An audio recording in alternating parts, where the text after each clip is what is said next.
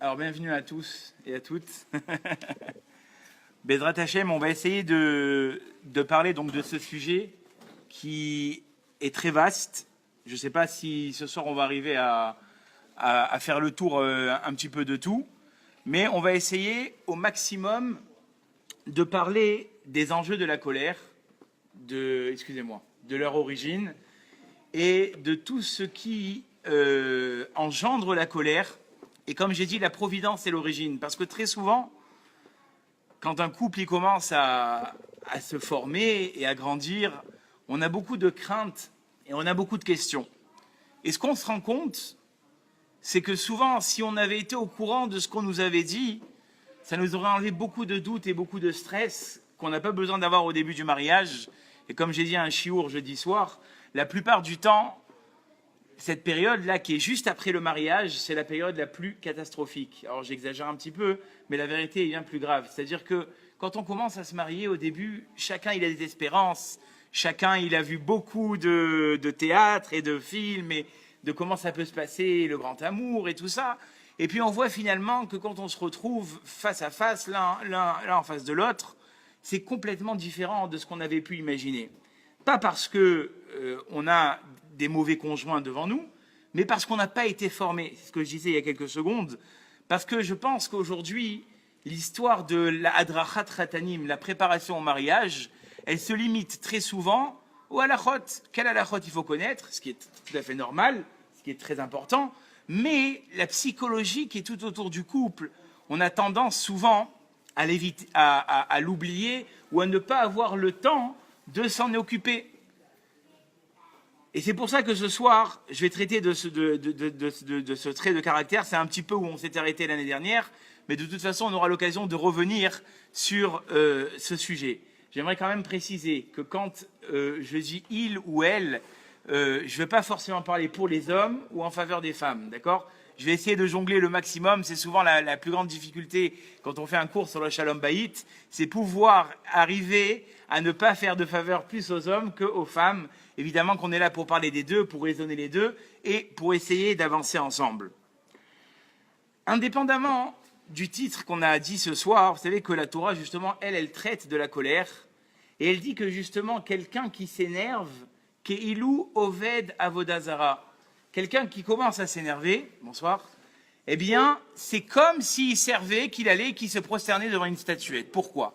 Alors, bien évidemment, qu'on comprend tous que quand quelqu'un il s'énerve, c'est que forcément il donne tout ce qu'il a, et on va l'expliquer tout à l'heure, à la colère. C'est plus le même. Et très souvent, comme on verra tout à l'heure, les gens qui s'énervent quand ils s'apaisent de leur colère, ils se disent mais qu'est-ce que j'ai fait ? Qu'est-ce que j'ai dit ? Qu'est-ce que j'ai fait ? J'aurais jamais dû rentrer là-dedans. Le problème, c'est que voilà, c'est un petit peu comme de la Avodazara. C'est-à-dire que quand je me rentre dans cette situation et dans ce tempérament, je vais avoir énormément du mal à m'extirper. Et donc, ça devient de la Avodazara. Un peu comme on dit, et j'ouvrirai une petite parenthèse, que des fois, des jouets qu'on donne aux enfants, ça peut devenir une Avodazara. Aujourd'hui, PlayStation, DS, etc., etc. Pourquoi ça peut devenir de la Avodazara ? Parce que si l'enfant, plus tard, il n'est pas capable de se détacher de ce jouet, eh bien, les Baal et Chinour, ils disent, ça devient de la Avodazara. Au même titre, quelqu'un qui entretient la colère dans son couple, un conjoint qui entretient la colère dans son couple, plus il va l'entretenir, et plus il va devenir maître de cette colère, plus ça devient de la Avodazara. Alors, en dehors de ce qu'on vient de dire au niveau de la Torah, même au niveau de la société, aujourd'hui, les personnes qui sont nerveuses, elles sont rejetées de la société. Il ne faut pas se leurrer. Un homme ou une femme qui s'énerve, d'accord, quelque part, comme j'ai dit tout à l'heure, elle laisse de côté tout ce qui est logique et elle va donner libre cours à ses pulsions. Tout ce qu'elle va vouloir dire, tout ce qu'elle va vouloir faire, il n'y a plus aucune barrière. Et quelque part, s'énerver, c'est faire écran de toutes les valeurs que j'ai vis-à-vis de la personne qui est en face. C'est-à-dire qu'on a pu se décider de fonder un foyer, on a pu se décider d'avoir des ambitions, des projets. La personne qui s'énerve, elle va mettre de côté toutes ses ambitions et tous ses projets, elle va faire écran sur toutes ces choses-là pour donner libre cours, quelque part, à ce qu'elle a envie de dire. Plus encore, une personne qui s'énerve, ce qu'elle a tendance à faire, et ça c'est horrible, d'accord, surtout pour une femme, vous allez voir pourquoi, elle va tendance à écraser la personne qui est en face. et lui dire tiens, il ne moins que rien, et tiens, il moins que rien. Et le mari, vous avez déjà lui aussi, quand il se prend des gueulantes de sa femme, c'est la même chose. La différence, pour ceux qui étaient l'année dernière, ils s'en rappellent, c'est que chez la femme, c'est difficile à enlever. Chez le mari, bon, aujourd'hui il s'est disputé, demain chérie, viens, on sort ensemble. Mais t'as vu ce que tu m'as fait hier? Qu'est-ce que je t'ai fait? Tu m'as dit ça, ça et ça et ça et ça. Que c'est ancré. Le problème, c'est qu'au moment où on le dit, on est quelque part emporté par cette chose-là. Le coléreux ou la coléreuse, ils mettent en stress toute la famille. D'accord? D'ailleurs, c'est écrit que la première chose qu'un homme il doit faire quand il rentre dans sa maison et rêve Shabbat, d'accord? Shoshat varim, tsarich lomar rêve Shabbat, isarten, eraften, benachat. Les commentateurs ils disent. Il faut que ça soit dit posément. Il ne faut pas imposer dans la maison, que ce soit au niveau de la femme ou au niveau de l'homme, un climat de nervosité. Parce que malheureusement, quand on impose ce climat de nervosité dans le couple, l'objet, la présence de cette personne à la maison, c'est un facteur de stress. Comment il va réagir? Est-ce que les enfants ils vont pas l'énerver? Est-ce qu'il va aimer ce que j'ai fait? Est-ce que ça va le déranger que j'ai amené une copine ou un copain ou le mari il amène un copain à la maison? Toutes ces choses-là, chez le nerveux ou la nerveuse, elles vont rendre le couple, elles vont rendre la famille dans laquelle il se trouve un facteur de stress. J'ai écrit ici une petite note parce que c'est pour vous dire ce que ça peut faire les nerfs. Je ne peux pas oublier le souvenir que j'ai en moi d'enfance. J'avais un copain, chaque Shabbat, il me suppliait de l'inviter. Bon, tu invites une fois, tu invites deux fois, à la fin, ça devient un peu collant. Et un jour, il m'a expliqué pourquoi. Il m'a dit parce que mon père, chaque Shabbat, on sait que quand il va s'asseoir à table, ça commence par les nerfs, ça finit par les nerfs. Et on part tous dans notre chambre parce qu'on ne peut pas supporter. Imaginez-vous, ça veut dire quel climat cette personne elle a instauré à la maison chez elle. Ça veut dire que maintenant, les enfants, ils ont plus le goût d'être à l'extérieur de la maison que d'être à l'intérieur. Et après, très souvent, on se demande, en tout cas, ça fait partie du chinour, pourquoi les enfants, ils restent pas à la maison? Parce que si, justement, c'est une parenthèse dans le chinour, t'as pas fait assez agréable ta maison, ben, ils vont aller chercher ailleurs. Ils vont aller chercher un endroit, justement, où ça va être plus agréable à vivre. Et si on n'est pas conscient de ça au début du mariage, au début où on fonde ce couple, eh bien, quelque part, comme je dis toujours, après le mariage, toutes les gênes et toutes les mimiques et toute la galanterie qu'on avait pu avoir, ça s'estompe. Et donc comment, et c'est pour ça qu'on dit que pourquoi la Torah elle a tellement mis le daguet sur Shana Rishona, pour les Khatanim et pour tous ceux qui nous écoutent ce soir, parce que quelque part, Shana Rishona, la première année de ta vie, d'accord, avec ta femme et avec ton mari, c'est ça qui va fixer toute ta vie entière. C'est à Kol Oler Ba'atrala, ils disent les Baalei Moussar. Tout va aller depuis le début. Et si au début, tu as instauré un climat de calme, un climat d'apaisement, un climat de dialogue, parce qu'on va voir que très souvent, et je vous vois un petit peu la mèche, la raison de la colère et des nerfs dans un couple, c'est parce qu'il n'y a pas de dialogue. C'est parce qu'on n'est pas prêt à exprimer quelque part ses sentiments, mais on le verra tout à l'heure. Et le malheur, c'est qu'aujourd'hui, dans la société, on nous juge selon notre tempérament. Tant pour les shidduchim, tant pour le travail, tant pour tout. Si on sait que tu es coléreux, la Gemara, elle dit, il sera que tu dois connaître cette Gemara, Bishlosha Dvarim, il y a 3 choses qui caractérisent une personne. Bekoso, combien il s'envoie de pastis Shabbat matin, d'accord?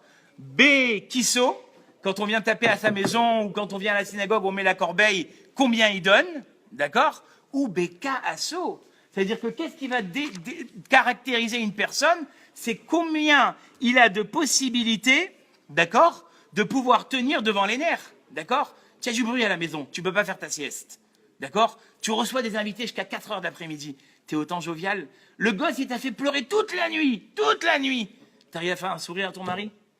Toutes ces choses-là, quelque part, c'est là où on va évaluer la personne. C'est pas quand tout se passe bien, c'est pas quand tout est jovial, c'est pas quand tout est heureux, c'est pas quand on est en mariage, c'est pas quand on sort avec des copains, c'est quand il y a un stress à la maison.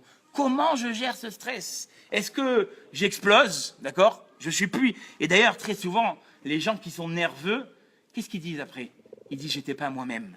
Je suis sorti de moi-même, j'étais hors de mes gonds. Ça veut dire que eux-mêmes, ils sont conscients que quelque part, la colère qu'ils ont, c'est pas eux-mêmes. Seulement, ils n'arrivent pas à se contrôler. Il y a cette petite voix. Il y a cette petite voix qui lui dit ne t'énerve pas, contrôle-toi, sache comment parler à ton mari, sache comment parler à ta femme. Mais c'est plus fort qu'eux. Et à partir du moment où c'est plus fort qu'eux, ils laissent libre à leur colère. Et après, c'est des gens qui sont épuisés. Au lieu de mettre toute l'énergie qu'on puisse avoir pour créer des projets, pour s'occuper de ses enfants, toute leur vie, et on va voir que ça peut prendre un engrenage où ça va être très difficile de sortir de cet engrenage, toute leur vie, ils vont courir après leur nervosité. Et si à un moment on ne met pas le stop, et on va essayer d'expliquer comment est-ce qu'on peut le faire, eh bien, c'est une pente où on ne peut pas s'arrêter. Pourquoi? Parce que Rav Simcha Cohen explique, d'ailleurs tout ce que je vais dire ce soir, tout d'abord, je fais une petite parenthèse, que ce soit pour la Refoua Shelema de Myriam Batléa, qui en a vraiment besoin, Betor Sha'acholam ou Israël, et tout ce que je vais dire ce soir, c'est tiré de Rav Simcha Cohen. Et comme l'a dit notre Ratan Bereshit ici, M. Revar, toutes les bonnes idées et les bonnes choses, faites-les dépendre du Rav Simcha Cohen. Toutes les bêtises que je vais dire ce soir, c'est moi qui les dis, n'en tenez pas compte. En tout cas, toujours est-il que pourquoi c'est tellement difficile de se détacher de la colère? Les Baalei Moussar, ils expliquent parce que la colère, quelque part, elle est directement liée à mon orgueil.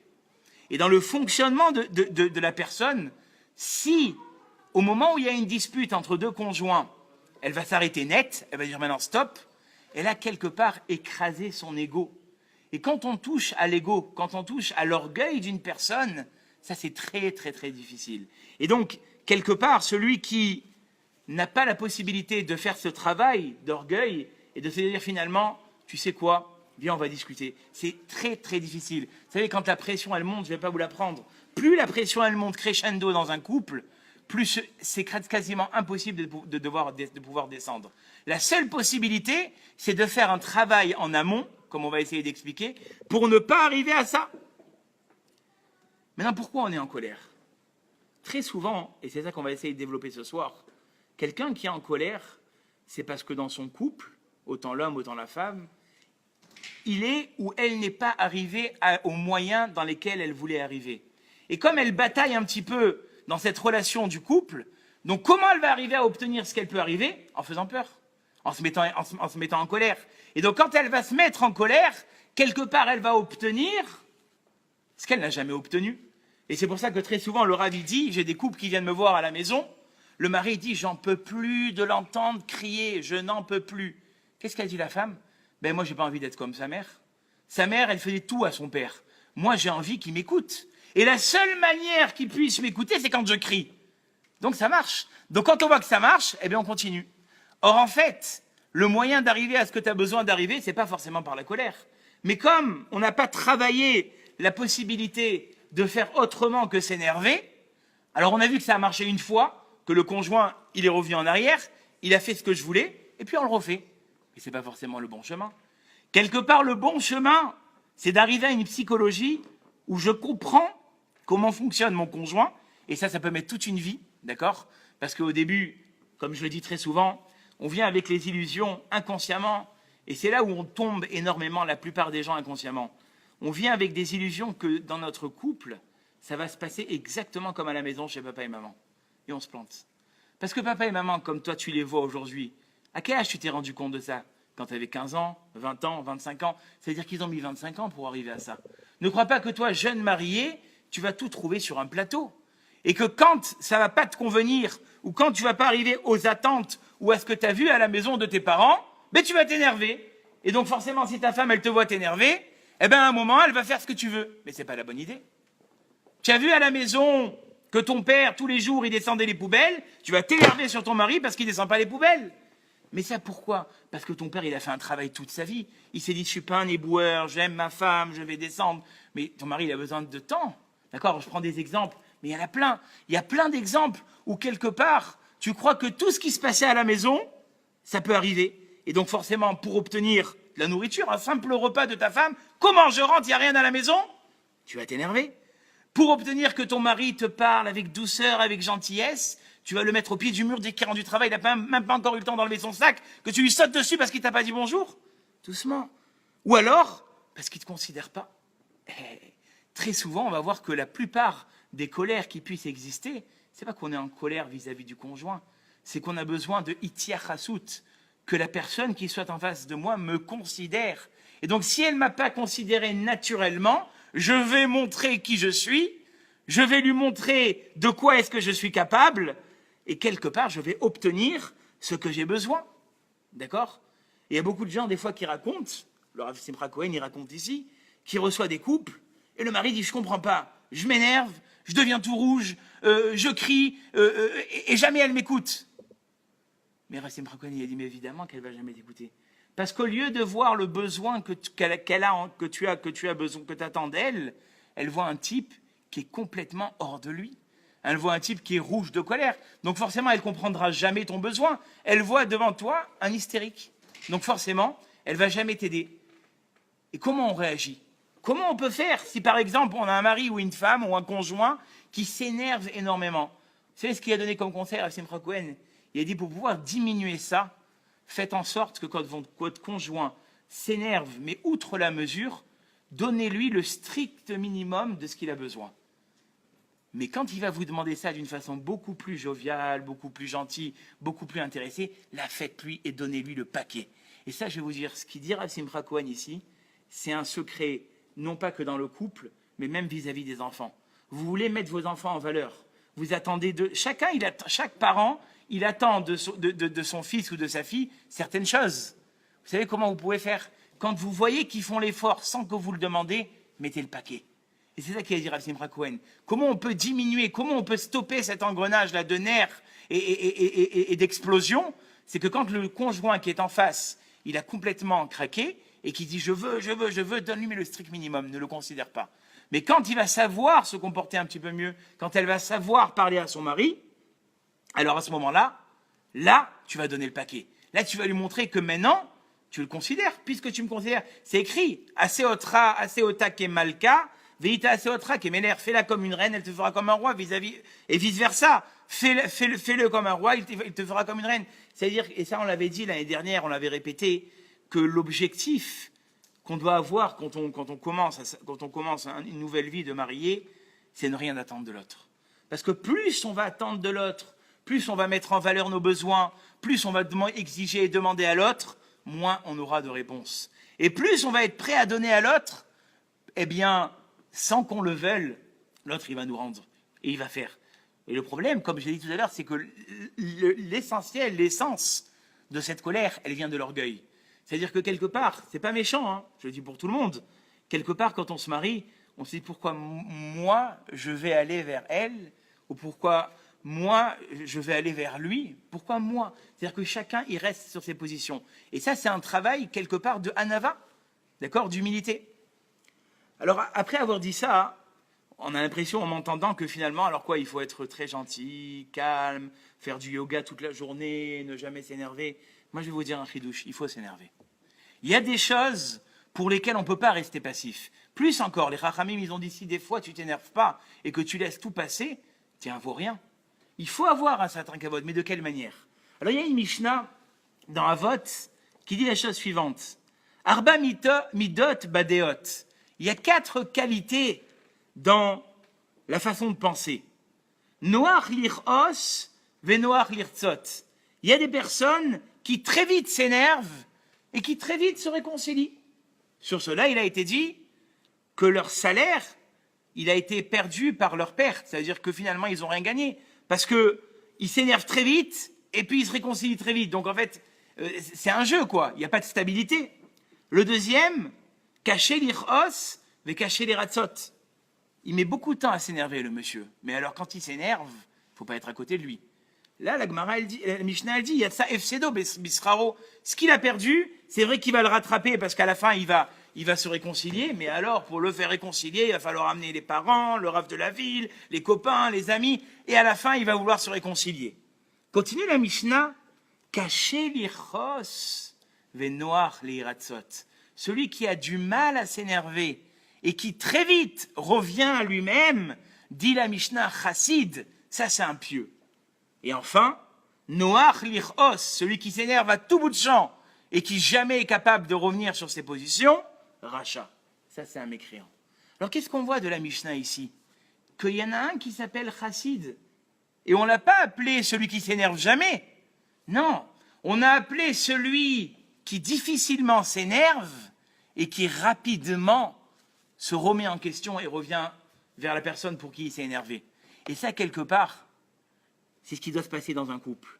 Je vais vous dire la vérité, plus, et on le verra après dans le chinour, il y a des scènes d'énervement dans le couple, plus la personne qui est en face de moi, le conjoint qui est en face de moi, il va de moins en moins m'écouter. Et ça, je l'ai remarqué, et Rabbeinu Yonah le continue ici, il dit, Al-kol panim yesh lo le adam lichos. Il faut qu'un homme s'énerve. Il y a des moments où on doit dire notre avis. Arbekoshi ou mitkatzef lifamim. Mais ça met du temps avant qu'il s'énerve. Asher lo nitan lo reshut la amod shelo yichos, parce qu'il n'a pas le droit de ne pas s'énerver à ce moment-là. Kitzarich liot argasha ba'el bonim. Ça peut pas être une serpillière qui prend les affronts de tout le monde. Tiens, un rachat, je suis un rachat. Tiens, un mauvais mari, je suis un mauvais mari. Tiens, un mauvais... Je suis... Non, tu peux pas. Tu es obligé de dire ce que tu penses. Ve'alze amrou chachmei hamusar mifrar apninim al tiye matok pen inavlucha. Trop gentil, trop bon, hein, pour être poli. C'est-à-dire que ne sois pas aussi trop bon parce que tout le monde va t'avaler. Donc il y a quand même une demande, d'accord, d'avoir sa position. Et comme dit le Rambam, Aderer Hayeshara, le meilleur chemin que quelqu'un puisse prendre, imida benonit, c'est-à-dire qu'il va au milieu de ses traits de caractère. Chez Bekol Dea ou Dea, tout trait de caractère, Mikol Adeo, de tous les caractères chez Eshlo et Adam, qu'un homme puisse avoir, Hiadea chez Irechoka Mishte Aktsavot. On t'a demandé d'être toujours au milieu. C'est pour ça, à l'époque, les Baalei Moussar, ils disaient, par exemple, voilà, prenons le cas, quelqu'un qui est nerveux, il faut qu'il cesse marcher sur les pieds. Pendant un bon bout de temps, qu'il cesse marcher sur les pieds, et puis à la fin, il reviendra au juste milieu. Les rabbinim me disent aujourd'hui que ça n'existe plus. Aujourd'hui, on n'est plus capable de faire ça. À l'époque, les gens, c'était des gens qui faisaient beaucoup de moussard et tout ça. Ils étaient capables d'aller carrément à l'autre extrémité. L'extrémité du milieu, dit le Rambam, les fichar tzivu chachamim arishonim, sheye adam sam de otav tamid, ou meshaer otam, ou mechaner, ou mechaven otam, bederech haemtsaït. Il faut que quelqu'un aille toujours au milieu de son comportement. Ketzad, lo yeh ba'al chema. D'un côté, il ne faut pas qu'il soit excessivement énerveux, d'accord, et que n'importe quelle chose va l'exaspérer. Velo kemet chez eno margish, et pas comme quelqu'un qui est mort, on peut lui faire tout ce qu'on veut, il ne va rien dire. D'accord? Il faut aller au juste milieu. Alors ça veut dire quoi tout ça? C'est-à-dire que le juste examen, et ça je vais vous dire pour les mamans qui sont ici ce soir peut-être, ou qui nous écoutent, c'est l'examen de savoir si la colère que j'ai, elle est pure, d'accord? Elle est constructive, ou bien c'est juste pour vider mon sac. Vous savez comment on fait? Et ça, je vais vous le dire, malheureusement, c'est quand on va dans le mur qu'à la fin, on se rend compte que c'est quoi le vrai chemin. Moi, au début, quand j'ai commencé à enseigner, je criais tout le temps. Chaque élève, sort dehors, rentre dehors, va. Et c'était plus vivable. Chaque seconde, je laissais quelque part libre cours à ma sévérité. Et je me disais que c'était comme ça que j'allais tenir une classe. Or, c'est pas vrai. Plus un enfant et plus un conjoint, comme j'ai dit tout à l'heure, il voit que je laisse libre cours à mes nerfs, il dit, oulala, celui-là, c'est quoi? Juste que je fasse ce qu'il me demande, mais que je l'entende plus crier. Ribon Haolamim, que je l'entende plus crier. Et voilà cette relation qui n'est plus saine, qui s'est créée dans le couple ou dans la famille, ou entre un professeur et ses élèves. Alors, qu'est-ce qu'il faut faire? Alors, tout d'abord, il ne faut pas utiliser les nerfs à chaque circonstance. Parce que très souvent, s'énerver, comme on a dit tout à l'heure, c'est un petit peu plus s'éloigner. Il faut être capable d'être patient. Mais quand on voit que ça devient à répétition et qu'il n'y a aucun effort en face, alors là, on peut peut-être un petit peu élever le ton. Et je ne suis pas encore arrivé à ce que je voulais vous dire. Là où est le mifran, c'est que quand ça commence à me monter là, et que je sens que je vais m'énerver, combien de temps il me faut pour redescendre de cette colère? Je vais vous donner un exemple. Il y a un gosse qui fait tapage. Je vais dire, tu vas t'arrêter, ça suffit! Mais tout est extérieur. Allez, maintenant on continue. Alors où est-ce qu'on en était? C'est-à-dire que si je suis capable de faire ça dans mon couple, j'ai tout gagné. Qu'est-ce que ça a montré? Ça a montré que la colère, en fait, elle était juste extérieure. C'était pas ici pour descendre mon mari ou ma femme depuis le premier jour des fiançailles. Parce que très souvent, c'est ce qui se passe. Et puis de toute façon, tu as toujours été comme ça. Et puis même le jour où je t'ai rencontré, j'aurais jamais dû te rencontrer, j'aurais dû tourner le dos et partir. Et puis on part. On n'est plus capable de s'arrêter. Et puis on se retrouve devant le Rav. Parce que justement, la colère que j'ai placée quelque part, elle n'est plus bénéfique, mais elle est pour pouvoir obtenir ce que je veux. Et donc quand je donne libre cours à tout ce que j'ai envie par la colère, forcément, il n'y a plus d'attention entre l'un et l'autre. Parce que de toute façon, tu es toujours en train de t'énerver. Que j'aille étudier, que je sorte, que je t'amène au restaurant, que je te laisse sortir avec des copines, tu es toujours en train de t'énerver. Donc je ne sais plus ce que tu veux. Je ne sais plus ce que tu veux. Donc tu sais quoi, je vais te laisser, laisse-moi tranquille. Alors qu'est-ce qu'il faut faire? Qu'est-ce qu'il faut faire? Parce que plus d'une fois, c'est ce qui se passe. Il faut être honnête avec soi-même. Plus d'une fois, on se rend compte qu'on n'a pas su gérer ça. Alors je vais vous dire quelque chose, et même moi je ne suis pas parfait là-dedans, mais c'est peut-être le début de l'explication de ce que doit être, quelque part, une colère saine. Il y a un passouk dans Bamidbar qui dit la chose suivante. Vous savez très bien que Myriam et Aaron, on leur a reproché d'avoir parlé sur Moshe Rabbeinu. Vatedaber Myriam ve Aaron be Moshe al odot Aisha akushit asher lakar. Ils ont dit, mais c'est quoi cette femme éthiopienne que Moshe Rabbeinu il a prise? C'est pas normal. Qui Aisha akushit lakar vayomru. Et en plus de ça, ils ont dit, il a divorcé. Rak be Moshe diber Hashem alo gambanu diber. De quel droit Moshe Rabbeinu il se sépare de sa femme? Parce que sous prétexte qu'Hachem lui a parlé, nous aussi Hachem il nous a parlé. On n'a pourtant pas divorcé, disent Moshe et Myriam. Ve'aish Moshe anav meod mikol adam asher al pene adama. Le passouk précise bien que Moshe il n'a pas bronché. D'accord? Bon, c'est Moshe Rabbeinu. Anav mikol adam asher al pene adama. Il était arrivé à un certain niveau. Vayomer Hachem pitom. Et donc tout d'un coup, Hachem appelle Moshe et Aaron. Il les fait sortir. Et là commence l'explication. Vayomer Shimuna Devarai. Hachem dit, écoutez-moi. Si Moshe Rabbeinu était un prophète comme les autres, à qui j'ai apparu dans un rêve ou dans une vision, Lochen Avdi Moshe Bechol Beti. Moshe n'est pas comme ça dans toute ma maison. Ne'eman ou il est fidèle. PLP Adaberbo. J'ai parlé avec lui de bouche à bouche. Umar Velo Bechidot, je me suis apparu complètement à lui. Et à ce moment-là, dit Rav Simcha Cohen, Vaïcharaf Hachem. À ce moment-là, Hachem s'est énervé. Il a dit, Rav Simcha Cohen, quel exemple Akadosh Baruch Hu il nous a donné ici. Regardez toutes les paroles qu'Hachem a dit à Moshe et Myriam avant de s'énerver. Regardez toutes les explications et toute la discussion qu'il y a eu entre Moshe et Myriam et Akadosh Baruch Hu, entre Aaron et Myriam et Akadosh Baruch Hu, jusqu'à qu'Hachem s'est énervé. Il dit, Rav Simcha Cohen, c'est ça quelque part le secret. Pourquoi aujourd'hui notre colère part tellement haut et met énormément de temps à descendre? C'est parce qu'il n'y a pas de discussion. Est-ce que nous, on aurait été capable? Tu arrives à la maison, d'accord? Et qu'est-ce que tu vois? Eh bien, tu vois que ta femme, tout simplement, elle t'a mis tes affaires par terre. Alors, qu'est-ce que tu fais? Tu cries. Non, cette fois-ci, tu sais quoi? Tu ne vas pas crier. Tu dis, ma femme chérie, viens, je t'invite au restaurant. Pourquoi? Viens, je t'invite. Alors, tu la prends, tu l'invites, tu l'amènes en voiture. Viens, un peu de musique, c'est sympathique et tout ça. Tu t'assois avec elle, puis tu commences à lui offrir une boisson. Après, tu commences à lui servir le premier pas. Écoute, tu sais quoi? Tu sais pourquoi je t'invite au restaurant, franchement? Tu veux que je te dise? Ma chemise! Ma chemise! Il dira, Simcha Cohen, est-ce qu'on est capable de faire ça? Alors là, je l'ai exagéré. Est-ce qu'on est capable de dire à son mari, chéri, tu sais quoi? Franchement, j'ai envie de sortir ce soir. J'ai envie de sortir, j'ai envie que tu m'amènes, qu'on aille se promener ensemble et tout ça. Pourquoi? Viens, j'ai envie qu'on se promène. Et puis une fois que tu t'es promené avec lui, tu lui dis, chéri, pourquoi tu t'occupes jamais des enfants? Pourquoi? Alors ça paraît rigolo parce qu'on n'a jamais fait cette fonction. Mais il dit, Simcha Cohen, c'est ça qu'Akadosh Baruch Hu il a fait ici. Il a appelé Moshe et Aaron et Myriam. Il a discuté avec eux. Il leur a rien dit. Il leur a dit, venez. Il leur a dit, pourquoi vous avez fait ça? Il y a eu toute une... Et après, il s'est énervé. Il dit, ça, c'est le meilleur exemple. Et c'est ça peut-être le premier message très important de ce soir. De s'habituer à ce que toutes les colères qu'il y a dans le couple, il y a une explication avant. Alors ça paraît très dur. Et ça paraît, ouais, mais ça, c'est les rabbanim, les grands rabbanim, Akadosh Baruch Hu et tout ça.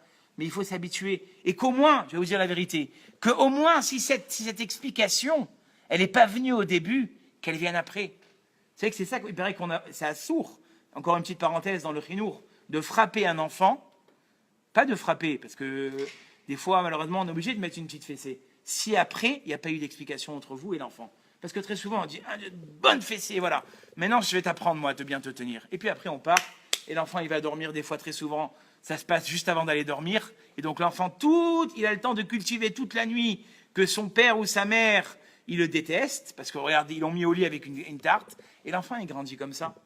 Or, disent les Baalei Chinour, ne peut être attribué une fessée ou quoi que ce soit, d'accord, que si il y a une explication derrière. Mais dans le couple, c'est la même chose. Aujourd'hui, et on va essayer de le développer, d'accord, ce qui se passe, c'est que la plupart du temps, il n'y a que les nerfs, il n'y a que le vide-sac. On n'en peut plus de notre journée. Les enfants, ils nous ont rendus chèvres et on ne savait plus où donner de la tête. Et toutes les maîtresses de toutes les classes, demain, elles ont donné un contrôle le même jour. C'est toujours comme ça, où il n'y a pas de contrôle, où tout le monde y donne des contrôles ensemble. Quand le mari y rentre et qu'il dit, il y a quoi à manger ce soir, tu l'envoies dinguer, va au restaurant. C'est ça que tu me dis? Oui, c'est ça que je te dis. Et puis c'est parti.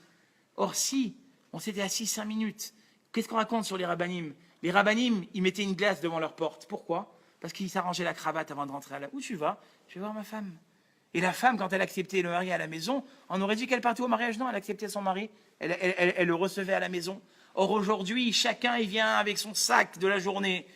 Le mari il vient avec son sac de frustration et d'énervement et de stress et du client qui lui a raccroché au nez et tout ça. Et la femme, elle vient avec toute sa fatigue et qu'elle a fait la maison impeccable et qu'elle a lustré, qu'elle s'est occupée des enfants et qu'elle leur a donné la douche. Et là, ils se rencontrent. C'est pas les premiers rendez-vous, vous êtes tout pimpante. Non, non, non.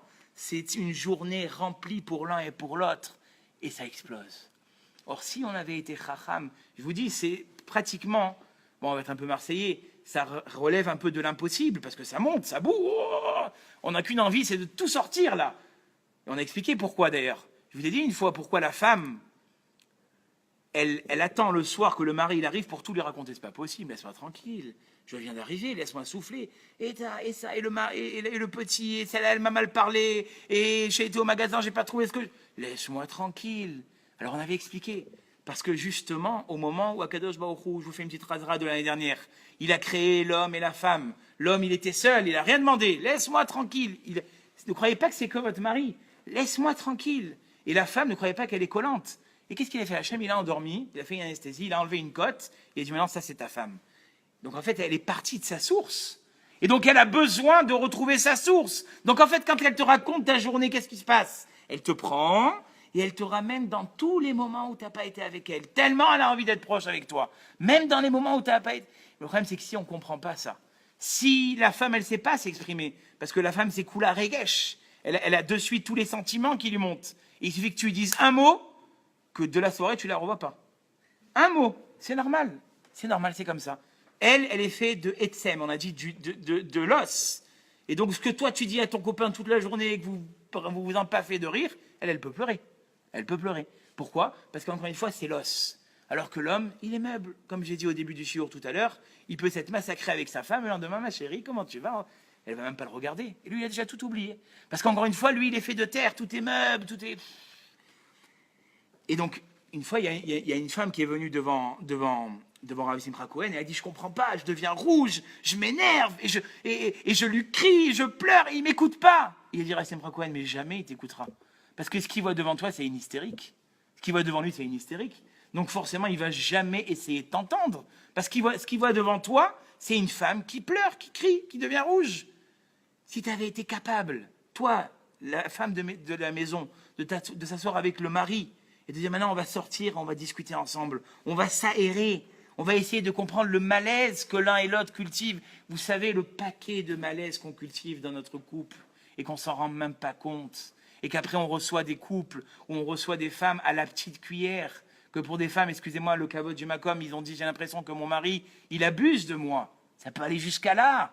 Parce que si tu n'as pas donné ce qu'il fallait à ta femme, et vice-versa, si toi, la femme, tu n'as pas donné au mari ce qu'il attendait comme attention, ça peut être catastrophique. Et après, on ne comprend pas pourquoi est-ce qu'il s'énerve. On ne comprend pas que juste que parce que j'ai laissé mes chaussettes dans la salle à manger, ma femme, elle me court derrière avec le balai pour des chaussettes. Non, c'est pas les chaussettes. C'est pas les chaussettes. C'est tout ce sac, toutes ces vexations qui ont été gravées dans son etsem. Et que toi, tu as dit, c'est pas grave. Franchement, c'est pas grave. Ben oui, c'est pas grave. Mais le problème, c'est qu'après, il va falloir te supporter ce sac. Et que si, par malheur, tu vas pas beurrer la tartine de ta femme un dimanche matin, tu vas te retrouver toute la journée seule. Pour une tartine, mais qu'est-ce qui lui arrive? C'est pas la tartine, Baba. C'est tout ce qu'elle a engendré et tout ce qu'elle a eu derrière depuis des années, des années, des années. On va expliquer comment ça marche. Mais le problème, pourquoi tout ce que je suis en train de dire, c'est la Belle au bois dormant, c'est Blanche-Neige, vous auriez dû me le dire depuis tout à l'heure. Arrêtez, Rav, ça n'existe pas. Ça, où on s'explique, on s'assoit. Il faut pas voir tout. Vous voyez trop de dessins animés, Rav Chocron. Je sais. Mais je vais vous dire pourquoi c'est des dessins animés. Vous savez pourquoi? Parce que quelque part, montrer qu'on est vulnérable à son conjoint, tant le mari que la femme, c'est quelque chose qui est impossible. Parce que le mari, surtout le mari, le manche, lui, il va aller dire à sa femme qu'il y a quelque chose qui le dérange. Lui, il va lui dire qu'il se sent mal. Lui, il va aller... Mais putain, un mari, c'est quelqu'un qui se tait. Faut pas l'embêter, d'accord? Déjà, on lui a mis une femme en face, il n'a rien demandé, d'accord? Et quand il rentre du travail le soir, il a besoin d'être tranquille, de faire comme ça avec ses orteils, d'accord? Que tout va bien, que tout... Laisse-moi tranquille, laisse-moi tranquille. Et la femme, c'est exactement l'inverse. La femme, c'est exactement l'inverse. Elle n'a qu'une seule envie, c'est que de maintenant, 19h15 que tu es rentré, jusqu'à 1h du matin, tu dors. Hein, tu dors. Attends, je te raconte encore quelque chose. Attends encore. C'est comme ça. C'est comme ça. Et celui qui n'a pas compris ça, il va prendre sa femme pour une nerveuse, son mari pour un hystérique, et puis ta famille, elle est comme ça, et ton père... Et je savais, on m'avait dit, pas du tout, pas du tout. Et je vous dis, ça part de petites choses. Et comme a dit la Gemara, Ragzan, les Moussards, ils disent, l'Onishar et la Ragzanuto. Quelqu'un qui s'énerve, sachez qu'il n'a rien gagné. Déjà, il s'est mis dans un état pas possible. Il est sorti de lui-même, il est sorti de ses gonds. Et qu'est-ce qui lui reste à la fin? Une soirée de zut, d'accord? Parce que, un, il est tourné d'un côté, l'autre, elle est tournée de l'autre. Les enfants, ils sont dans leur chambre, ils tremblent comme ça parce qu'ils ont entendu papa et maman. Il faut voir les dégâts que ça fait. Je vous l'ai répété l'année dernière, je vous le redis cette année. Ma femme, elle ne me croit pas quand je lui dis, et je vous dis, c'est impénétrable. Quand on est assis, parce que moi je suis sur une chaise de professeur toute la journée, je peux vous dire, voilà, là, ça se passe très bien dans le couple. Ici, ça va. Ici, c'est catastrophique. Ici, ben, il n'a pas de père. Il ne le voit jamais. Ça se retint sur les enfants. Que vous le vouliez ou non, un enfant qui a vu ses parents se disputer, eh ben, l'Onishar et la Ragzanuto, ce qui va leur rester dans la tête, c'est cet énervement. Et puis après, on dit, ben, c'est marrant, il y a des gens qui ont un bon tempérament. C'est pas qu'ils ont un bon tempérament, forcément. C'est qu'ils recopient tout simplement ce qu'ils ont vu à la maison. S'ils ont vu une maman conciliante, un papa conciliant, quelqu'un qui, même, comme j'ai dit tout à l'heure, il monte sur ses chevaux, sur ses galops, moi j'ai cette image. C'est pas, excusez-moi que ce soit personnel, de mon grand-père et de ma grand-mère maternelle. Il s'énervait. Hein. Enfin, moi, des fois, je rentrais même pas dans la cuisine. Mais 5 minutes après, c'était les meilleurs des amis. Ah, ça, c'est une colère qui est saine et qui est pure. Malheureusement, aujourd'hui, on vit dans un monde où c'est du jetable. Même les couverts à table, tu as l'impression que c'est des couverts tout neufs, très très beaux, magnifiques, c'est du jetable. C'est la même chose. Ben, si ça va pas comme ça, ben, c'est pas grave, on ira divorcer et tout ça. Vous savez qu'aujourd'hui, on a fait un séquer, j'en ai parlé jeudi soir, ça va vous faire peur, hein, je vais vous faire peur un petit peu. 80%, il a dit Racine Fracouen, il le ramène, des gens à qui on redemande si c'était à refaire, vous vous remarierez avec votre conjoint, ils disent non. Ça veut dire quoi? Ça veut dire que quelque part, il n'y a personne qui fait d'effort. Moi, le premier. Tout le monde. On est sur notre défensive. Mais moi, ma mère, elle a toujours considéré mon père comme un roi. Et toi, regarde comment tu... Mais papa, tu sais pas ce qu'il faisait, ton père. Que des fois, à 5h du matin, il se levait, il allait éplucher les pommes de terre avant de partir au travail. Que le soir, il revenait toujours avec une petite fleur ou un petit coquelicot. Il a fait du travail. Ah ouais, c'est quoi un petit... Mais c'est une attention. C'est la raison de dire, et toi, qu'est-ce qui se passe? Tu arrives à la maison, la table n'est pas mise. La table n'est pas mise. Qu'est-ce que c'est ça? J'ai faim. Et c'est toujours pareil. Il n'y en a que pour les autres. Quand tu reçois du monde, c'est la table. Et moi, quand je... Explique-toi. Dis, chérie, tu sais quoi, ce soir? Voilà la différence. Ou le type, il rentre, il fait, ouais, la table, elle n'est pas mise. C'est quoi ça? Ouais, c'est quoi ce soir? Puis on se fait un resto. Tu as gagné ta soirée. Parce que de toute façon, tu sais que ta femme, elle est fatiguée. Tu sais qu'elle a 6 enfants à la maison. C'est tes enfants, tu le sais. Pourquoi je suis égal dessus? D'accord? Ou alors, tu plains ton mari qui jette ses affaires par terre. Mais forcément, tu n'as pas fait ton linge. Forcément, il est en train de chercher ses affaires. C'est toi qui lui ranges à chaque fois les chaussettes au mauvais endroit. Alors forcément, et quand le matin, il doit partir à la tefila aller, et qu'au lieu d'aller à la tefila, il est en train de tourner en rond dans la maison pour chercher ses affaires, ça peut. Mais, encore une fois, explique-toi avec lui. Explique-toi avec lui. Le problème, comme j'ai dit tout à l'heure, c'est qu'on se rend compte souvent, c'est qu'on n'arrive pas à garder nos moyens. Comme j'ai dit tout à l'heure, la réaction par rapport à ce qui se passe, elle est disproportionnée. Et là, je vais toucher peut-être à la deuxième partie du cours. Quand on arrive à la maison, par exemple, d'accord? Alors, on arrive, c'est le branle-bas de combat, les devoirs ils viennent d'être terminés, et puis on trouve des assiettes par terre, des couverts par terre. Qu'est-ce que tu fais? Toi, tu te vocalises sur l'assiette. Alors ta femme, elle ne comprend pas. Ça va, c'est qu'une assiette qui a été renversée, le petit, il est petit. Ça peut arriver de verser une assiette par terre, et tu commences à t'énerver. Ou alors toi, la maman, la petite, elle a taché un petit peu ta robe. C'est pas grave, t'as une penderie entière, t'auras pas la robe que tu voulais ce soir pour sortir avec tes amis. C'est pas grave, c'est qu'une petite. Non, ça te met à te faire de peau. Ou alors ton conjoint, il te dit l'espèce d'andouille. Et là, toute la soirée, t'as le mot andouille qui revient, andouille, andouille. Tu es au restaurant, andouille, andouille, andouille. Pourquoi on a autant de réactions disproportionnées? Pourquoi est-ce que ces petites choses-là, que quand tu es devant 50 personnes, même ton fils, il prend ton assiette, il te la met contre le torse, c'est pas grave, hein, c'est pas grave. Pourquoi est-ce que tu arrives en public à te gérer et à être la meilleure des personnes, d'accord? Et quand tu te retrouves à la maison, tu es un lion en cage. C'est ça que je vais essayer de comprendre avec vous ce soir. Alors je vais vous dire quelque chose. Et ça, c'est la deuxième partie de ce soir. Je l'ai dit tout à l'heure, Bérémez, en allusion, et maintenant je vais le dire clairement. Tout au long de la vie d'un couple, chaque conjoint, d'accord,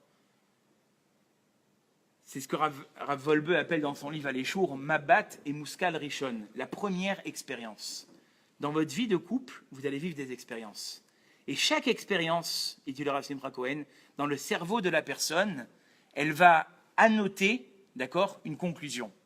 Et plus cette conclusion, elle va être annotée régulièrement, plus la personne, elle va être persuadée de ce qu'elle voit. Je vais vous donner un exemple. Si par exemple, la femme, elle n'a pas donné assez d'attention au mari, le mari, il a besoin qu'on lui dise merci. C'est comme ça. Parce qu'il se fatigue, et puis il donne tout ce qu'il peut, et le matin, il s'arrache au travail, et quand il peut faire encore avec des clients, il fait encore avec des clients, il a besoin d'avoir un merci. Et donc, par exemple, toi, tu sors une grosse affaire, paf, tu as fait un mois, tu te dis, ben là, je vais faire plaisir à ma femme, je vais lui prendre un séjour à Saint-Tropez, par exemple. Et puis, elle fait, ah ouais, tu as pris un séjour, ouais, une fois. Tiens, c'est marrant, hein. C'est qu'elle ne doit pas m'aimer, hein. Bon, c'est pas grave, j'aurais essayé. Le mois d'après, de nouveau, tu fais une surprise à ta femme, elle est en train de dormir, tu fais vite la vaisselle de Shabbat, tu lui mets toute la table. Et puis elle se lève, ah, t'as mis la table, mais dommage, je voulais donner le petit déjeuner au petit. C'est marrant, ça, de nouveau, je vois. Et plus ça va aller, et plus dans la tête du conjoint, que ce soit le mari ou la femme, il y a une idée qui va se placer, d'accord, que quelque part, mon mari ou ma femme ne m'aime pas. Parce que, au fur et à mesure du temps, on a loupé des petites choses, on a loupé des petits trucs, et ces petits trucs-là, quelque part, ils ont fixé dans ta tête que maintenant c'est fini. Mon mari ne m'aime pas, ou ma femme ne m'aime pas, j'en suis certain, alors que c'est pas vrai, c'est des malentendus. Quand ta femme, elle t'avait dit tout simplement de ne pas mettre la table, c'est parce qu'après, ça la fatigue. Elle voulait te remercier, mais elle pensait déjà au petit déjeuner, comme ça pense très très vite une femme. La femme, elle a une capacité de pouvoir s'occuper de 10 000 choses à la fois. Toi, quand tu es seule avec les enfants, tu sais même pas comment tu vas faire l'omelette le matin. Et elle a fait l'omelette, elle a fait les cartables, elle a fait les trucs, elle a fait les machins, elle a déjà pensé à la journée de l'après-midi, elle a déjà préparé la valise. Toi, tu t'arrives même plus à suivre tellement ça va vite. Akadosh Baruch Hu, il leur a donné cette force et cette capacité de pouvoir gérer 10 000 choses à la fois. Le mari, lui, par contre, il peut être très calme et très prêt à donner pour l'autre. Mais si il voit que le conjoint qui est en face, il n'est pas reconnaissant, et je vous avais dit, pour les gens qui étaient là l'année dernière, on va faire une petite razara, pour une femme, c'est très difficile de dire merci. Pourquoi ? Ne vous inquiétez pas, vous allez très souvent, je vais me faire jeter des pierres là, mais vous allez très souvent ne pas être remercié. Pourquoi ? Parce qu'une femme, ça marche comme ça dans sa tête. Si je remercie mon mari, c'est que quelque part, c'est pas normal qu'il fasse ça. Or, je ne le remercie pas, c'est normal. Je suis avec lui, il m'aide, on se comprend, on s'aide, on s'aime. Donc forcément, il m'aide. Donc si je dis merci, c'est que quelque part, ce n'était pas normal. Et donc, toutes ces petites histoires qui vont arriver dans la vie de couple, elles vont faire un paquet énorme. Et à la fin, des choses qui ne sont même pas vraies, eh bien, ça va devenir quelque chose qui, quelque part, pour le mari ou pour la femme, vont être évidents. Et donc, un matin, tout bonnement, comme ça, tu te lèves, et puis, bon, tu t'es fait une tartine, et tu n'en as pas fait une à ta femme, elle se met à pleurer. À pleurer, Dieu m'a fait la tartine. Qu'est-ce qui lui arrive? Je vais l'amener à consulter. Non. C'est pas la tartine d'aujourd'hui qui la dérange. C'est toutes les fois où elle a essayé de chercher ton attention. Et toi, tu es un mec, donc forcément, tu vis seul, on a déjà dit, le tempérament et tout ça. Et donc, tu n'as pas donné ce qu'elle voulait. Une fois, deux fois. Eh bien, à la fin, même pour une tartine qui n'aurait pas été beurrée un matin, même pour prendre la marmite d'en haut de l'étagère et la descendre, elle va se mettre à pleurer. Mais c'est toi qui as entretenu ce caractère. Et la même chose, des fois vous allez être étonné que votre mari, parce que vous ne lui avez pas repassé une chemise, ou parce qu'il y avait juste une petite tache qui n'est pas partie, ou parce que je l'ai pris ses affaires et je les ai mis dans la chambre, parce que je voulais mettre la table, les invités ils allaient arriver. Et c'est comme ça qu'il s'énerve pour une chemise. D'accord? Pour quelque chose, ça va, j'ai oublié de le faire, c'est pas grave. C'est pas la chemise qui le dérange. C'est parce qu'à chaque fois qu'il a fait quelque chose et qu'il a fait un effort, il a voulu, mais pas maintenant. Il y a 10 ans. Ah, il y a 10 ans? Ouais, il y a 10 ans. Et pendant 10 ans, quelque part, ce complexe, il s'est créé chez le conjoint. Autant chez l'homme et autant chez la femme. Et donc, quelque part, un conjoint qui n'est pas avisé de ce que je viens de dire, et c'est pour, on va dire, 90% des couples qui vivent dans le monde, d'accord? Eh bien, quelque part, s'il n'est pas avisé de ce mécanisme, il va vite s'affoler. Il va dire, mais à qui, à Ribono, Shalom, avec qui je me suis marié? Il faut qu'on arrête tout, là. Pas du tout. Qu'est-ce qu'il va falloir faire? Eh bien, il va falloir faire la marche inverse. Et elle va être dure. Comme il disait mon Mashgiar, dégringoler, c'est très facile. Remonter la pente, c'est la pire des choses qui puissent arriver. Pour une femme, ben, il va falloir que maintenant, à chaque fois, comme je l'ai dit tout à l'heure, que le mari va faire quelque chose, donner même en exagération. Merci mon chéri, merci. Au début, ça va pas. Le mari, qu'est-ce qui t'arrive là? Ça va, tout va bien. T'as bu quoi ce matin? T'es sûr que t'as bu du Nesquik ou t'as bu du... Mais petit à petit, on va faire la marche inverse. On va se réhabituer à toutes ces choses-là pour lesquelles on avait complètement perdu. Et ça s'entretient, comme on avait dit l'année dernière. D'accord? Si, vice-versa aussi, pour la femme, une femme qui toute sa vie a été mise de côté, pas mise en valeur, on lui a pas donné l'attention qu'il fallait. Et alors à la fin, même quand tu vas vouloir descendre en bas pour acheter des clopes, où t'étais? C'est pas possible, je suis parti acheter des cigarettes, je remonte. Je suis parti acheter une baguette, je reviens. Mais non, mais c'est toujours pareil, t'es jamais à la maison. Vous croyez que c'est du jour au lendemain qu'elle est devenue comme ça? Ah putain. C'est des années et des années. Et donc maintenant, ce que tu vas faire, ben, tu vas peut-être devoir arrêter ton travail. Tu vas peut-être devoir sortir plutôt 1 heure tous les jours et refaire la marche inverse jusqu'à arriver, comme on a dit tout à l'heure, à la Mida Emtsaït. Revenir, au début, c'est pas que ta femme elle est nerveuse. Il y a des cas, je suis d'accord, je suis pas venu dire ce soir, quelque part, eh bien, que les nerfs n'existent pas, d'accord? Mais quelque part, comme j'ai dit tout à l'heure, une femme qui toute sa vie elle a attendu de son mari qu'il l'aide. Chérie, tu peux m'aider à faire ça? Chérie, tu peux m'aider à faire les devoirs? Chérie, tu peux... Et à chaque fois, non, j'ai pas le temps, je suis fatigué, je viens de rentrer, le travail a été dur et tout ça.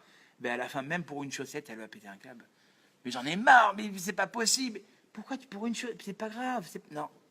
Et vice-versa pour le mari aussi. Si à chaque fois qu'il a donné du bon vouloir, qu'il a donné quelque chose en plus, qu'il a dit je vais apporter quelque chose encore en plus à ma femme, il ne s'est pas vu remercier, il ne s'est pas vu gratifier, parce que, encore une fois, nous les maris, d'accord, on a besoin de sentir que ce qu'on fait s'est mis en valeur.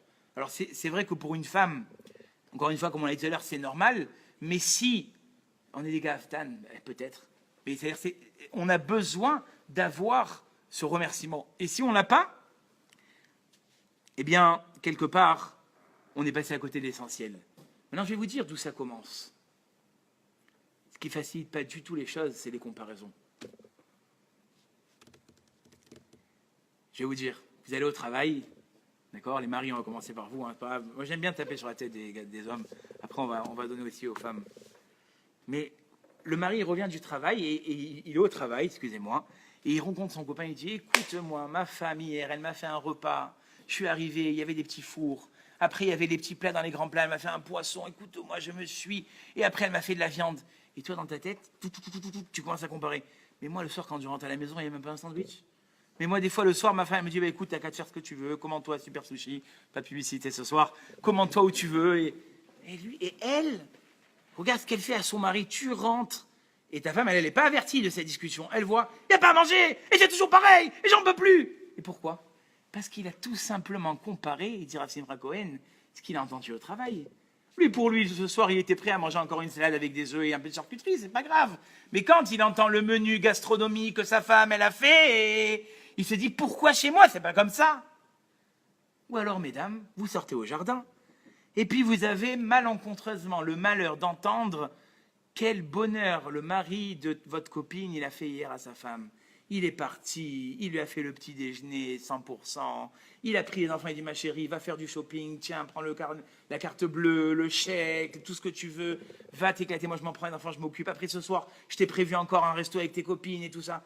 Tu rentres, ton mari, juste qu'il te dise qu'il n'est pas prêt à étendre le linge, et tu vas voir ce que je vais lui faire. Et toi tu comprends pas, mais chérie, t'as vu la journée, étends le linge, de suite. Encore une fois, parce qu'il y a ce système de comparaison. Quelque part, si, et c'est ça qui des fois va faire sortir malheureusement la colère et les nerfs, c'est les comparaisons. Et c'est pour ça que des fois je dis à des khatanim, je leur dis, vous savez, moi je vous dis la vérité, la première année de votre mariage, c'est interdit d'aller inviter des amis à la maison ou d'être trop chez les parents. Je ne peux pas dire interdit d'aller chez les parents parce que bon, on verra, on expliquera un jour qu'il y a besoin de ces invitations chez les parents. Mais au minimum, la première année, n'invitez pas des amis. Ouais, mais moi, on est bien avec ma femme, on fait des fêtes, des ambiances et tout. Sache que ces ambiances-là, c'est le début de la fin. Et j'exagère pas. Parce que quand c'est comme ça, il y a de suite l'esprit comparateur. Tiens, regarde comment il lui parle à sa femme et l'autre, mon mari, comment il me traite, c'est pas possible. Pourtant, vous êtes sortis pour vous faire plaisir. Et pourtant, l'invitation devient chaotique. Parce qu'elle va voir comment son mari parle à sa copine. Et lui, il va voir comment sa femme, elle est aux petits soins de son mari. Et après, quand on rentre le soir, c'est le champ de bataille. Alors j'exagère un petit peu les choses, mais la vérité est encore plus pire. C'est-à-dire que quand, malheureusement, on ne fait pas attention à ces choses-là, eh bien l'esprit comparateur, quelque part, eh bien il est destructif. Et donc, comme je l'ai dit tout à l'heure, et on essayera de l'expliquer quand on est déjà dans la panade, hein, ces fameuses années où après 10 ou 15 ans, quelque part on se dit mais comment je vais faire maintenant? Comment je vais faire? Au moindre bruit, aux moindres choses, c'est la catastrophe chez nous. Tu n'oses même plus rentrer chez toi. Tu n'oses même plus dire à ton mari viens on fait un voyage parce que le deuxième jour du voyage, on est déjà en train de faire les valises pour repartir tellement ça se passe mal. Comment, ça on verra le prochain cours, comment on peut ressortir. J'ai déjà donné une petite idée de devoir remonter la pente. Mais peut-être la conclusion de ce soir, eh bien, c'est quelque part faire attention aux signes avant-coureurs. C'est-à-dire, Eisberstein, il a donné une parabole magnifique vis-à-vis d'Akadosh Baruch Hu et le clan Israël, mais ça peut être aussi dans le couple. Il a dit la chose suivante, il a dit une fois, il y avait un Américain, un businessman, il construisait des gratte-ciel, d'accord? Et un jour, il est monté avec un ascenseur qui n'était pas encore bien réglé, il monte au 110e étage et il est coincé en haut. Comment il va faire? Il va redescendre 110 étages à pied, il n'y a même pas tous les escaliers.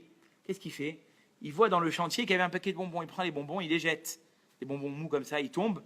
Au lieu que les enfants ils lèvent la tête pour voir d'où ça vient, ils courent, ils prennent, ils s'en vont. Après, il dit bon, ça n'a pas marché. Ah ben tiens, il y a un peu de monnaie. Il jette la monnaie. Même situation, tout le monde vient, prend l'argent et ne regarde pas d'où ça vient. À la fin, il prend une petite pierre et il la jette. Et le pare-brise, il explose la voiture. C'est toute la police américaine qui monte en haut.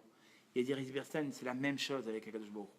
Akadosh Baruch Hu, il envoie des signes avant-coureurs. Avant de t'amener le gros Nisayon, la grosse épreuve, il va te faire payer un petit peu plus d'argent. Il va faire en sorte que ton fils ne réussisse pas à l'école, que tes analyses, il y a des choses qui sont un peu gênantes. Et si tu remarques ces signes avant-coureurs, eh bien, quelque part, tu as tout gagné parce que tu n'es pas arrivé à l'épreuve. Dans le couple, je m'avance à dire ça et je pense que c'est le message de ce soir. Il faut être attentif à ces signes avant-coureurs. Ne pas se dire, bon, mais c'est pas grave, ça va, on s'embrouille un peu, hein, comme dans tous les couples. Non, non, non. Il y a toutes ces idées-là, et il y a toutes ces choses-là qui sont logées dans l'esprit, et qui petit à petit vont dire, mon mari ne m'aime pas, mon mari ne m'aime pas, ma femme ne m'apprécie pas, ma femme ne me respecte pas. Et après, pour des choses bêtes, Donc en fait, il n'y a pas de nerveux. Il y a des gens chez qui on n'a pas soulagé leur frustration. Quelque part dans le couple, chacun est le thérapeute de l'autre. Et si on est assez chacham, et ça, Baruch Hashem, comme j'ai dit, je termine par ce que j'ai commencé, c'est pour ça que c'est tellement important la Hadrachat Ratanim. Parce que quand on est jeune, on a vu beaucoup de... Alors moi, à mon époque, c'était Dallas, c'était... je sais pas moi, toutes ces émissions où tout était rose, où tout était magnifique, et on a l'impression que ça va être, mais ça c'est que de la télé, baba. Il n'y a pas d'investissement, il n'y a rien dedans. Pour pouvoir créer un bonheur dans le couple, comme j'ai dit tout à l'heure, il faut que chacun, il se dispute, comme il disait mon mashgar, Zecha Sadik Livracha, pas pour prendre de l'autre, pour donner à l'autre. Il disait Ravrot, la meilleure dispute dans un couple, c'est quand à 3h30 du matin, le bébé il commence à pleurer. Et le mari dit, stop. Demain, tu dois t'occuper de la maison. Je vais me lever. Et la femme a dit, non, chérie, demain, c'est toi qui dois travailler et qui dois aller voir tes clients. Je vais me lever. Il dit, ça, c'est la vraie dispute. Quand on a investi et on cherche à investir pour l'autre, mais quand on ne cherche pas à investir pour l'autre, c'est le début de la catastrophe. Quand on n'a pas remarqué tous ces signes avant-coureurs, parce que ce n'est pas du jour au lendemain que ton mari il est devenu nerveux et que ta femme elle est devenue nerveuse. C'est parce que tu as monté dans les tours moteurs, comme il a dit Hassoun ce matin. Plus on monte les tours moteurs, plus le moteur il se chauffe. Et puis après, pour l'arrêter, mon ami, il va te falloir des freins. Et des fois, malheureusement, tu vas aller droit dans le mur. Parce qu'à un moment, quelque part, ça a tellement été ancré dans la tête du conjoint que la personne avec qui tu vis, elle pense qu'à elle, qu'elle va prendre ses affaires et qu'elle va partir. Bon, je vous fais un gros zoom, hein. Je parle de 30 ans de vie commune, d'accord? Je parle de catastrophes qui se passent des fois et des graves erreurs que Bezrat Hashem, on essaiera de parler de ça plus tard. Mais je dis que très souvent, si on avait été chacham et si on avait eu toutes ces préventions, et moi je remercie mes rabbanim, je ne veux pas dire leur nom maintenant publiquement, mais tous les gens qui ont pu nous donner cette Hadrachat Ratanim, je vous garantis, ce n'est pas parce qu'on est religieux, yeshivot, pas yeshivot, c'est juste le fait de se préparer.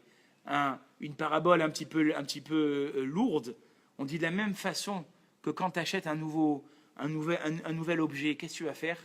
Tu vas regarder le mode d'emploi. Ça c'est pour un objet. Et pour ta femme ou ton mari, tu ne consultes pas le mode d'emploi. Pour toute une vie, pour 50 ans de vie ensemble commune, avec des enfants, avec des épreuves, et avec la situation qu'il y a autour de vous, tu ne vas pas consulter le mode d'emploi. Tu ne vas pas essayer de comprendre un petit peu plus comment est-ce que ton mari fonctionne et comment est-ce que ta femme y fonctionne. Eh bien, tu vas créer chez ton conjoint quelque part l'idée de se dire finalement, elle ne m'aime pas. Finalement, il n'est pas attentionné pour moi. Et puis tous les jours, jusqu'à qu'à la fin, comme on a dit, la plus petite des choses, elle va te déranger. Je terminerai le cours par une parole magnifique que j'ai entendue cette semaine d'un Rav qui a dit finalement, quand on s'énerve, c'est pourquoi. Il dit, prenons l'exemple. Un type, pourquoi il s'énerve? Parce qu'il a reçu une facture. Ok. La facture, c'était pourquoi? C'était pour le compte du Masgan, de la clim. C'est-à-dire qu'il a une clim à la maison. Mais il y a des gens qui n'ont pas de clim. Ou alors, tu t'énerves parce que ton fils, il t'a pété la vitre avec le ballon. Mais s'il a shooté dans le ballon, c'est que ses pieds, ils marchent. C'est qu'il a toutes ses fonctions. C'est que tu as des enfants. C'est que tu es marié. C'est que tu es heureux. Donc il a dit le Rav, moi je vous promets, je l'ai fait il n'y a pas longtemps, ça marche. C'est extraordinaire comment ça marche. Il y avait un truc qui m'a un peu froissé. Et je me suis dit, mais attends, tu es en train de te plaindre d'avoir ça alors que les autres, ils l'ont même pas. Et très souvent, ça peut aider, ça. De se dire finalement, les choses pour lesquelles on s'énerve, mais quelle est la source? C'est parce que tu as. C'est parce que tu es en vie, c'est parce que tu vis. Et quand on a vu toutes ces choses-là, Baruch Hashem, eh bien les choses peuvent s'arranger, les choses peuvent avancer. C'est ce que je souhaite à tout le monde ce soir. Et que Bezrat Hashem, on puisse se voir que dans la joie, dans la simra et dans les bonnes nouvelles. Bezrat Hashem. Voilà. Donc le prochain shiur.